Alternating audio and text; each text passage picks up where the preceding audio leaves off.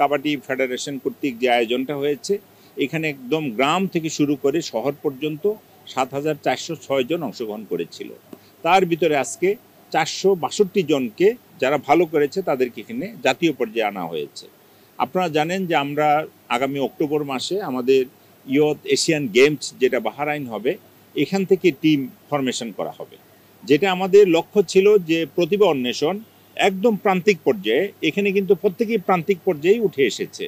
তাদেরকে মূল্যায়িত করে আমরা ২৫ জন মহিলা ২৫ জন পুরুষ নিয়ে আমাদের টিম হবে। এখান থেকে ১৪ জন করে আমরা ইয়থ এশিয়ান গেমসে আমরা পাঠাবো। কাবাডি বাংলাদেশের অত্যন্ত জনপ্রিয় একটি খেলা এবং এই খেলাকে প্রমোট করার জন্য আমরা সর্বসময়ই কাবাডি ফেডারেশনকে সহযোগিতা করছি।